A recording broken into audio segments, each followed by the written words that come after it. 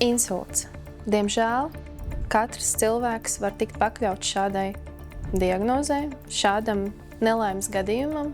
Mēs neviens neesam paglābti un nav nekādu burvju zālīšu, kur varētu mums paglābt no šādas diagnozes. Tad, kad cilvēks ar insultu nokļūst slimnīcā, viņa veselība ir ārsta rokās. Tad, kad pacients izrakstās no slimnīcas, nereti pacienta radinieki ierauga izrakstu, un tur ir ierakstīta afāzija. Bet pirms afāzijas ir kāds vēl termins.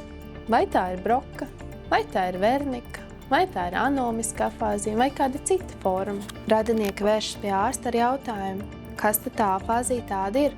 Es tikai redzu, ka mans piederīgais, ka viņš nevar pateikt vārdu, viņš nevar nosaukt, kur viņš atrodas, vai viņš nevar neko pateikt. Ļoti svarīgi, ir uzsākt valodas un runas terapiju uzreiz, kā pacients atgriežas no slimnīcas mājās. Runas un valodas kvalitāte būs atkarīga no tā, cik ātri pacients uzsāks terapiju.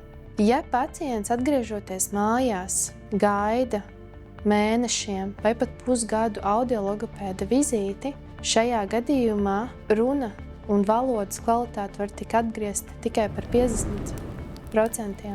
Šis ir tas gadījums, kad ir nepieciešama audiologopēda iesaiste. Viņš izvērtē, kādi tad ir tie komunikācijas traucējumi, kādi ir sapratnes traucējumi. Vai pacients spēja atkārtot, vai pacients nespēja atkārtot vārdus vai frāzes. Audiologopēda uzdevums ir arī izstrādāt terapijas plānu, kā sākt strādāt ar katru pacientu individuāli, kā viņš turpina strādāt ar piederīgiem mājās un atgriežoties uz katru nodarbību, izvērtēt, vai ir progress. Ļoti svarīga ir ne tikai audiologopēda iesaiste, bet arī visa multidisciplinārā komanda, kura iekļauj gan fizioterapeitus, gan ergoterapeitus, gan ārstējošo ārstu, neirologu un citus speciālistus.